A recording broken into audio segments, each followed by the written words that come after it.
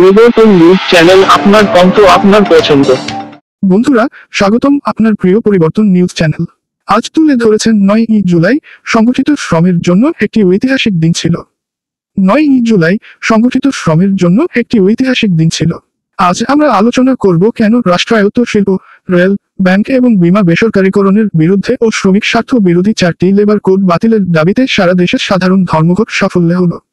এআইইউটিইউসি এবং দেশের 10টি কেন্দ্রীয় ট্রেড ইউনিয়ন ও স্বতন্ত্র সর্বভারতীয় ফেডারেশনের আহ্বানে 9ই জুলাই অনুষ্ঠিত হল সাধারণ ধর্মঘটের সমর্থনে শ্রমিক এবং কৃষক একত্রীকৃত।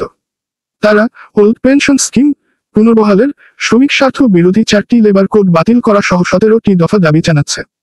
নারী, পুরুষ, শ্রমিক, কৃষক সকলেই একসাথে এই ধর্মঘটের মাধ্যমে দাবি জানালেন।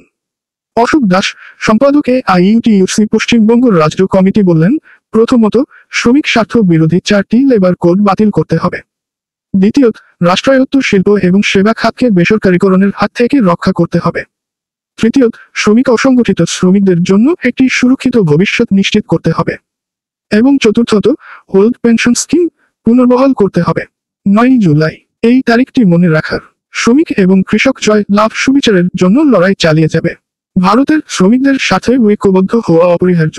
এআইইউটিইউসি রাজ্য সম্পাদক অশোক দাস বলেন, সফল ধর্মঘটের বার্তা গ্রহণ করে কেন্দ্রীয় সরকার 17 দফা দাবি পূরণ না করলে আগামী দিনে দীর্ঘস্থায়ী আন্দোলন গড়তে হবে। রাজ্য সরকারের এই ক্ষিপ্ততা সাধারণ ধর্মঘট ব্যর্থ করতে অতি সক্রিয়তার প্রমাণ দেয়। দুই সরকারই ভারতের বৃহৎ মালিক আদানি আম্বানি সহ পুঁজিপতিদের সাথে কাজ করছে। সারাদিন এআইইউটিইউসি সহ ধর্মঘট আহ্বানকারী সংগঠনগুলির শান্তিপূর্ণ মিছিলের উপর পুলিশের বর্বর আক্রমণের তীব্র নিন্দা জানাচ্ছি। ধন্যবাদ আমাদের ভিডিওটি দেখার জন্য। আমাদের চ্যানেলে সাবস্ক্রাইবও করতে ভুলবেন না। অশোক দাস, রাজ্য সম্পাদক এআইইউটিইউসি। প্রথমত, ধর্মঘট শ্রমিক সংগঠনগুলো ডেকেছে, 10টি শ্রমিক সংগঠন 17 দফা দাবি দিকে কেন্দ্রীয় সরকারের বিরুদ্ধে। কিন্তু আমরা দেখতে পেলাম রাজ্য সরকার সরাসরি ধর্মঘটের বিপক্ষে দাঁড়িয়েছে।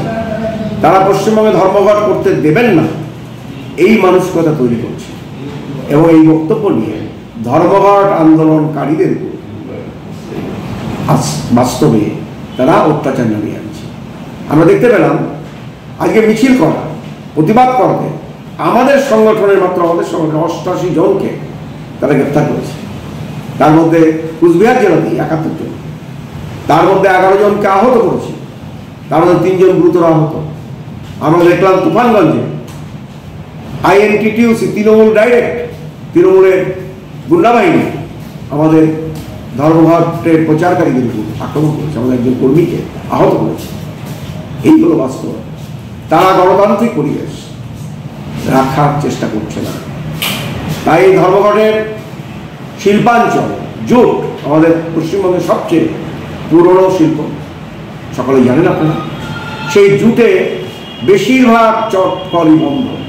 হুগলি একটা চটকল খোলা নেই, হাওড়ার একটা চটকল খোলা, যেটা আইএনটিটিইউসি প্রভাবিত ইউনিয়ন কাজ করে, তারা জোর করে সেটাকে খোলা রেখেছে, সুবিধা আসতে।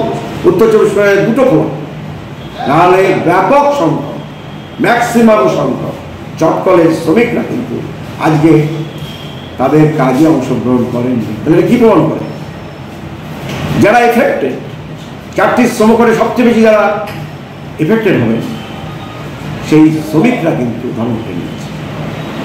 চা বাগানের শ্রমিকরা ধর্মঘটে নিয়েছে।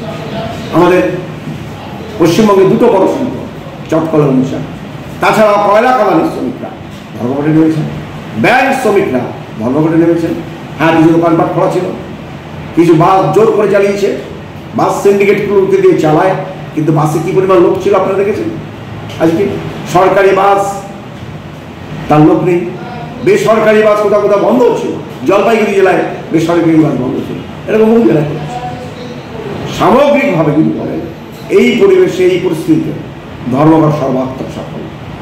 এবং আমরা মনে করি এই ধর্মঘটের শিক্ষা নিয়ে মোদী সরকার যদি অবিলম্বে 4টি শ্রমকোড বাতিল সহ আমাদের যে 17 দফা দাবি তা নিয়ে উপযুক্ত ব্যবস্থা গ্রহণ না করে, তাহলে আগামী দিনে আমরা আরো বৃহত্তর আন্দোলন করতে হবে।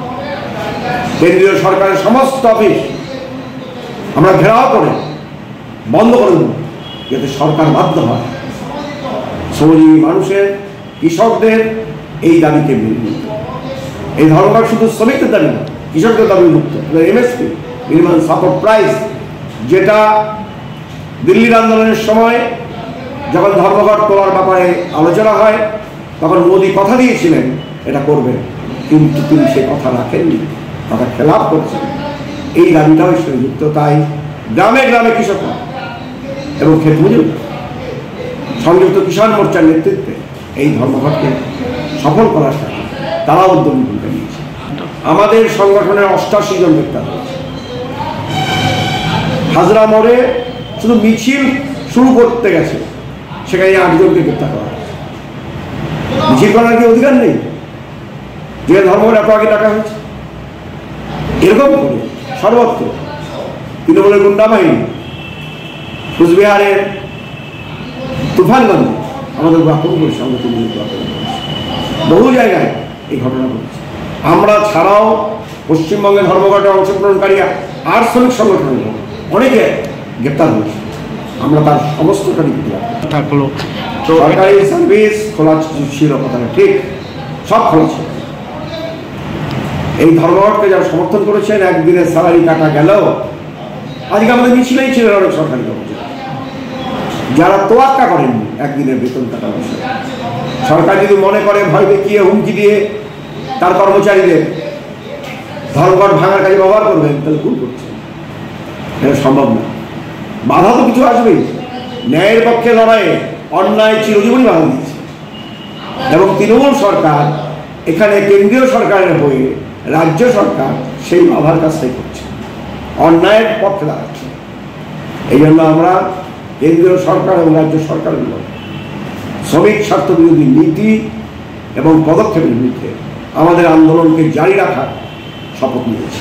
আগামী দিনে কেন্দ্রীয় সরকার যদি এই দাবি না মানে, এই ধর্মঘটের বিপুলতা অন্তপক্ষে সারা ভারতবর্ষের 30 কোটি শ্রমজীবী মানুষ ধর্মঘটে সামিল হয়েছিলেন।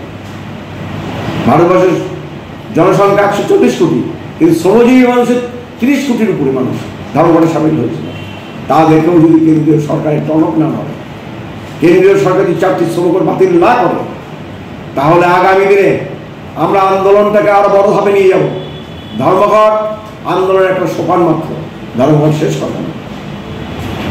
আমরা এরপরে সমস্ত কেন্দ্রীয় সরকারের অফিসগুলো আমরা ঘেরাও করব, বয়কট করব, এবং কেন্দ্রীয় সরকারের অফিসগুলোকে অচল করে দিয়ে কেন্দ্রীয় সরকারকে বাধ্য করব আমাদের দাবি মেনে নিতে।